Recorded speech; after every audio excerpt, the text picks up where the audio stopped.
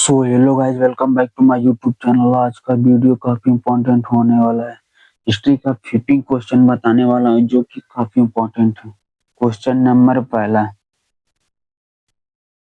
सिंधु घाटी सभ्यता को नागरीय सभ्यता क्यों कहा जाता है? तो इसका सही आंसर होगा डी, सी और बी। इसका डिटेल में बात कर लेते हैं। तो पाठ के अनुसार सिंधु घाटी सभ्यता की प्रमुख विशेषताओं में से एक पर्यावरण के अनुकूलन, अद्भुत नगर नियोजन तथा जल निकास प्रणाली थी। इसके अलावा सड़कों का एक दूसरे को समकोण पर काटना भी इसकी उन्नत नागरिक योजना का प्रमाण है। इसलिए दोनों ही कारण इसे नागरिक सभ्यता सिद्ध करते हैं। क्वेश्चन नंबर दूसरा, सिंधु घाटी सभ्यता का सबसे पश्चिमी पूरा स्थल कौन सा है? तो इसका सही आंसर होगा डी, सूतका गेंडोर बलूचिस्तान। का डिटेल में बात कर लेते हैं। तो सिंधु सभ्यता के भौगोलिक विस्तार के अनुसार इसकी पश्चिमी सीमा सूतका गेंडोर बलूचिस्तान तक, उत्तरी सीमा माड़ा जम्मू तक, पूर्वी सीमा आलमगीरपुर मेरठ तक और दक्षिणी सीमा दैमाबाद महाराष्ट्र तक फैली हुई थी। नेक्स्ट क्वेश्चन, क्वेश्चन नंबर तीसरा, मोहनजोदड़ो का शाब्दिक अर्थ सिंधी भाषा में क्या है? तो इसका सही आंसर होगा बी, मृतकों का टीला। इसका डिटेल में बात कर लेते हैं। तो मोहनजोदड़ो पाकिस्तान का एक शाब्दिक अर्थ सिंधी भाषा में मृतकों का टीला है। नेक्स्ट क्वेश्चन, क्वेश्चन नंबर चौथा, हड़प्पा सभ्यता की खोज का सबसे पहले पता 1826 ईस्वी में किसने लगाया था?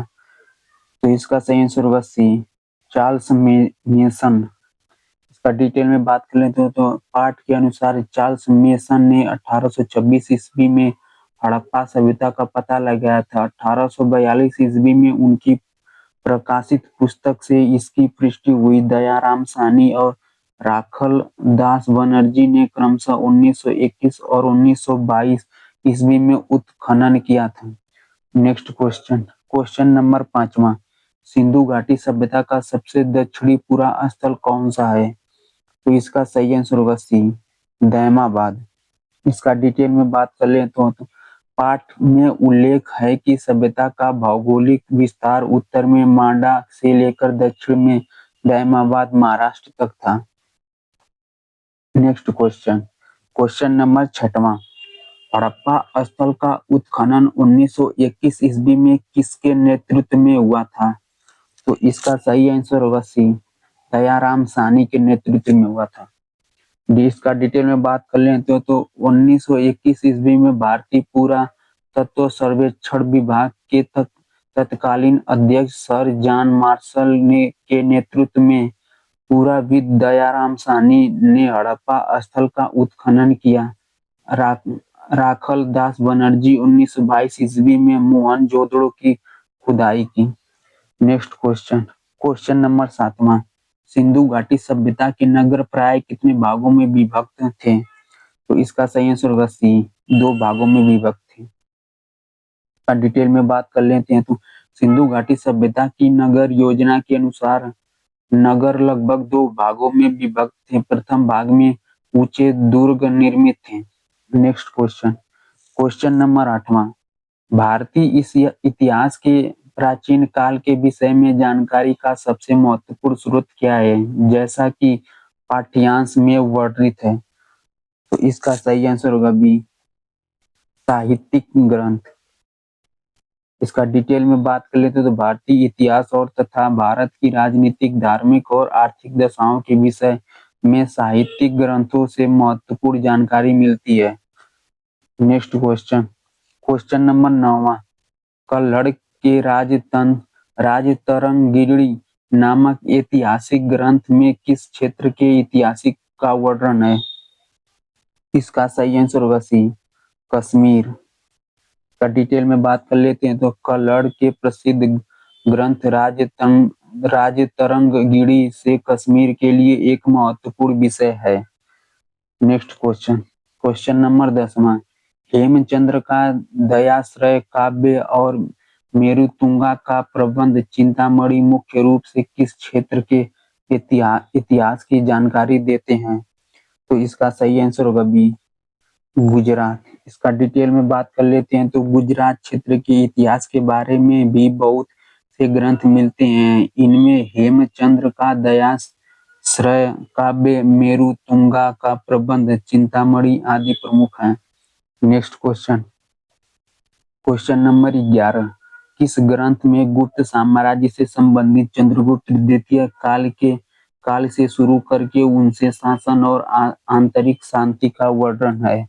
तो इसका सही आंसर होगा सी, देवी चंद्रगुप्तम। इसका डिटेल में बात कर लेते हैं तो देवी चंद्रगुप्तम से संबंधित चंद्रगुप्त द्वितीय काल से शुरू करके उनके शासन का वर्णन है। नेक्स्ट क्वेश्चन, क्वेश्चन नंबर 12, निम्नलिखित में से कौन सा ग्रंथ जैन साहित्य से जुड़ा है और राजाओं के जीवन वृत्त को जानने में उपयोगी है? तो इसका सही आंसर होगा बी, प्रबंध चिंतामणि। इसका डिटेल में बात कर लेते हैं तो प्रबंध चिंतामणि की रचना जैन मुनि मेरुतुंगा ने की थी। जैसा कि पाठ्यांश में गुजरात के इतिहास के संदर्भ में बताया गया है। नेक्स्ट क्वेश्चन, क्वेश्चन नंबर 13, पाठ्यांश में उल्लेखित पृथ्वीराज रासो का संबंध किस राजा के इतिहास से है? तो इसका सही आंसर होगा बी, पृथ्वीराज चौहान। इसका डिटेल में बात कर लेते हैं तो पृथ्वीराज रासो की रचना चंदबरदाई ने की थी। पाठ्यांश में पृथ्वीराज रासो का उल्लेख करते हुए बताया गया है कि इसमें पृथ्वीराज के पराक्रम तथा उसके इतिहास का वर्णन है जो पृथ्वीराज चौहान से संबंधित है। नेक्स्ट क्वेश्चन, क्वेश्चन नंबर 14, चीनी यात्री फाहियान भारत किसके शासनकाल में आया था? इसका सही आंसर होगा सी, चंद्रगुप्त द्वितीय। का डिटेल में बात कर लेते हैं तो चीनी का सर्वप्रथम इतिहासकार यात्री फाहियान था, जिसने गुप्त साम्राज्य और विशेष करके चंद्रगुप्त द्वितीय के शासन काल में आकर अपनी यात्रा का वृत्तांत लिखा। नेक्स्ट क्वेश्चन, क्वेश्चन नंबर 15, चीनी यात्री हेंगसांग भारत में किस शताब्दी में आया था? तो इसका सही आंसर होगा सी, 7वीं शताब्दी में आया था। इसका डिटेल में बात कर लेते हैं तो लगभग 7वीं शताब्दी में आया हर्षकाल चीनी यात्री हेंगसांग का भी बहुत ही उपयोगी है।